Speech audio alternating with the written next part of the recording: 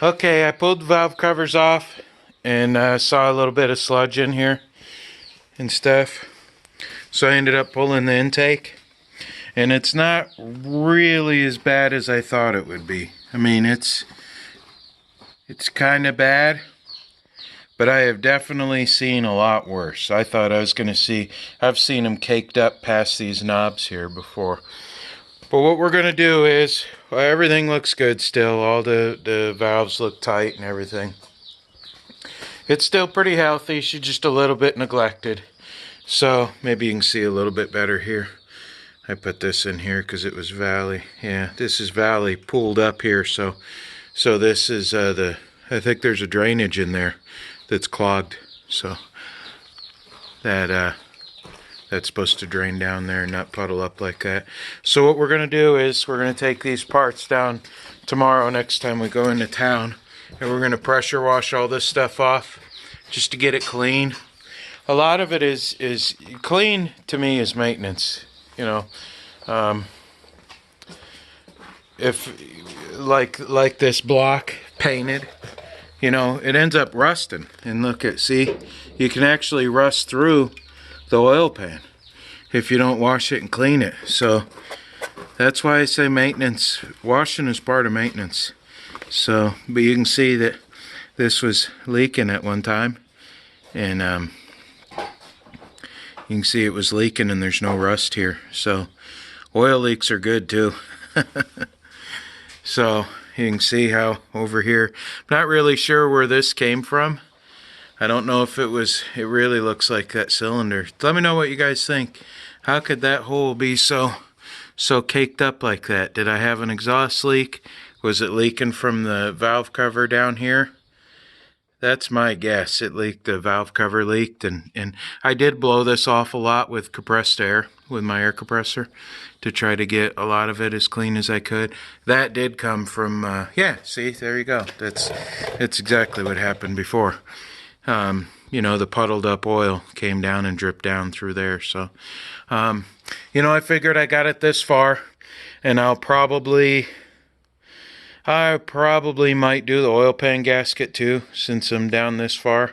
I'm not going to pull any heads or anything. The motor did run. It ran real good, so I'm not going that far. I'm not saying exactly how long it will last, but you know, I think with moderate use, you know, daily driving, we're not really going to tow a lot with it, but it's going in that girl right there. Oh, let me show you this too. I did get some more Rust-Oleum sprayed on here. It come out a little bit too, come out pretty textured from the rust. And I think that's going to be good enough, really. It's only meant to, it's not going to be a show rig, but I do want it to look nice. At the same time, I don't want to spend a lot of money on getting it done. This is, you know, it come out pretty good. I was thought about spraying bed liner over it. Bed liner truck, just Rust-Oleum bed liner. But you can see everything's still in really good shape. It just don't look, you know, gloss black smooth. So, and we did check the frame out. The frame looks pretty good. I guess I missed a little bit of oil in there, kind of. That's just how it looks. So I got to remember to get some nuts and bolts in here. That could cause a frame to crack there. If those nuts and bolts aren't in there, everything's meant to be in its place, and everything's designed for what it was for, even though this is 80s technology, if you could even say something like that. Yeah, that's kind of funny, huh? 80s technology. But this spot back here, put a bunch of paint on and rust treatment and stuff. So, you know, I gotta tell you, I can't tell you exactly how long I'd like to get out of it, but, you know, once it's back together, all I want to do is maintain it and drive it. You know, we got so many vehicles. That's supposed to get sold. That's for sale, 3/4 ton, 2-wheel drive. But I just put another motor in it. The old one had a main bearing lockup, and I got that one on video. We got that brand new truck. Well, it's 4 years old now, but we bought it new. And the 73 K5 Blazer, we got work going on that. As soon as I get back to work, we'll be putting a windshield in it. And I got the spot to get the paint, single stage paint, to redo that. That big Blazer back there is where the transmission transfer case is going to come from for this one, because I eventually want a 4-speed in it. So it's not really that drivable right now. It needs a new drive shaft, and if I spend the money on a new drive shaft, I want to make sure that the transmission transfers exactly what I want. And that is my semi-truck up there. Tomorrow we're going to get an inspection on it, but we're going to be doing some custom work to that trailer right there. We're going to take the tailgate off it and make some ramps for it. My wife's going to go out and sand it all down. We're going to spray it out real nice so that we can use it as a good tool. The John Deere tractor back there, running good. We got it out. We're getting ready to have a big bonfire out there pretty soon. But we ended up getting the truck pulled up to the top of the hill. It's behind that Blazer back there, the red truck that this one came out of. So that's it for now, guys. I'm going to go ahead and post this video, and this is part 2 to the budget K5 Blazer. I think we're going to, we're just a little over $600 in it, depending on how you look at the money. But I got a lot of free parts laying around from some other stuff that have parted out. I'll go into detail through each part. What I got some nice 35-inch tires and wheels. I'm not sure, but it needs new shocks. And, the springs in the front aren't that good, so we might end up going with a 4-inch lift for it and put some 35s on it. But I think we're going to have less than $1,000 in this girl running and driving. And also, I got some floor work to do here. I'm going to show you guys how to do that. How I do it anyway. It's bad, but not bad. That's kind of what this whole project here is. Okay. I didn't see that back there, but daylight. Yep. So bad, but not too bad. That's what the motto of this build is here, I guess. The inside of this motor is bad, but not bad. It ain't brand new, but it ain't old. So that's it. We're back. Go. This is a couple days later, probably. I just went and got some Rust-Oleum black engine paint, and I have some of this orange. It kind of looks red. Wow, it really does look red in the camera.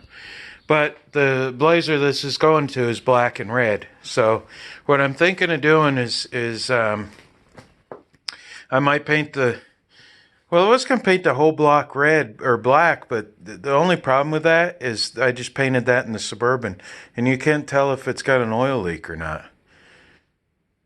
So maybe I'll paint it all orange and paint the timing chain cover black, the oil pan black, and the valve covers black.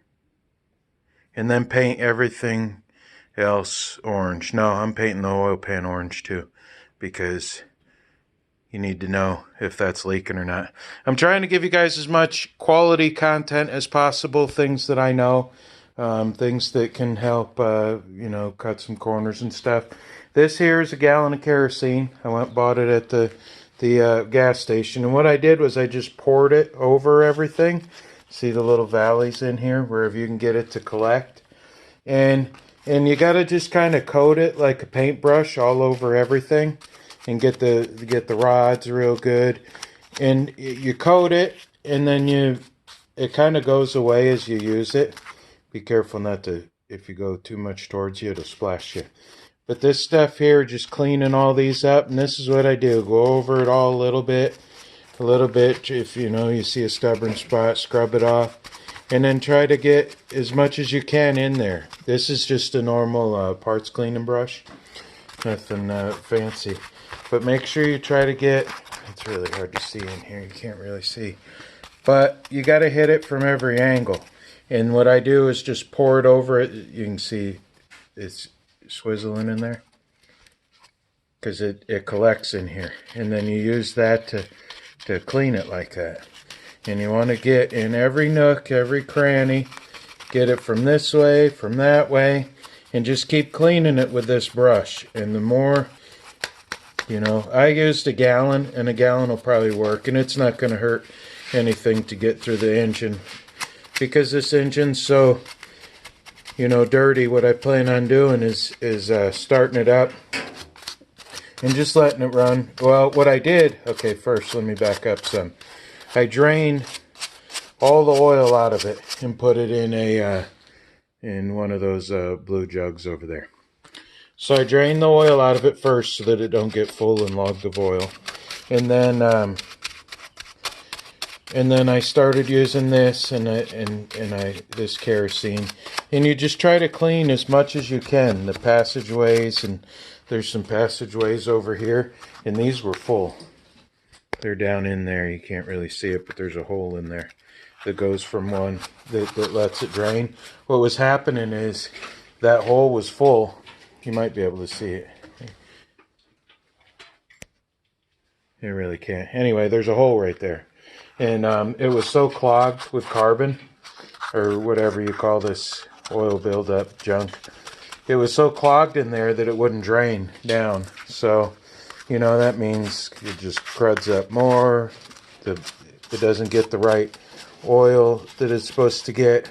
So I just like cleaning this up, so I'm not going to waste your time with a whole bunch of just watching me brush this out. But there's little holes right here that the oil drains down to. I also took a screwdriver, that screwdriver right there, and a rag, and I scooped out as much of the crud that I could get on a screwdriver. I cleaned it all up so that way, I'm not shoving all this stuff through the motor. So the only thing left that's in here is basically just, a coating. It's not, there's really no chunks in there anymore. So I'm going to go through and clean this up. And then I bought a wire wheel kit yesterday from Harbor Freight and a new Harbor Freight drill. So I'm going to go through with all these and clean that whole motor up. This point right here, guys, I mean, it's just the smallest thing.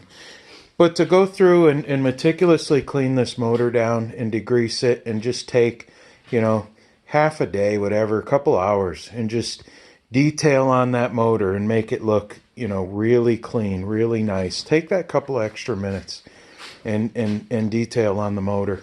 And then, also we'll talk a little bit more once I'm outside about detailing under the hood. I see a lot of people really do their motors nice, but then touch nothing on the rest. They won't take a rag, wipe down the firewall, wipe down the frame rails, nothing. They'll just make this the only piece under there. But underneath the hood, the whole thing is supposed to meant to be nice and beautiful and clean. So don't just make just the motor nice and clean. I like seeing, the whole thing super nice. I got another set of valve covers that aren't as rusted. Those are rusted, and I think they actually rusted a hole. So I'm going to get another set of valve covers. I have a bunch. It's always good to keep an extra set of valve covers because depending on how the setup is, this one had a hook over here and over here. So I pulled the motor with the chain right here. I also have a cradle that goes over it that you can put at each valve cover. But sometimes I've had to go from exhaust manifold bolt hole to exhaust manifold bolt hole, and the chain comes over the valve covers. So if you're always going to pull the same kind of motor, it's always good to have a junk set of valve covers for several reasons. Painting the motor, pulling the motor. Put the old junk valve covers on there, put a couple bolts in, and that way you don't ruin your good valve covers. So it's always good to keep an extra set of valve covers. Well, I'm going to go for now. I'm going to spend a couple hours here cleaning on this motor and getting it ready, getting it all degreased down, getting in every nook and cranny and cleaning it up real good. I don't plan on this motor staying in here forever. You really can't see over there, but that's the fill tube. I don't know if that'll come out on camera or not, but that's the fill tube, and there's a bunch of crud around it. But guys, at this point, it's out. I like taking I'm not telling anybody what to do. I like taking the extra few minutes and cleaning it up. These brackets are going to get cleaned up. We're going to probably soak them down in the yard with oven off cleaner, and then clean them with this brush too. The pulley right there, that baby right there is going to be sanded down to be a machine finish. It's going to look good. And all the pulleys and stuff. I like pulleys looking real good and clean and stuff. But this is going to be a nice little project here, guys. But I do want to paint the motor red because, or orange. It's Chevy orange, actually.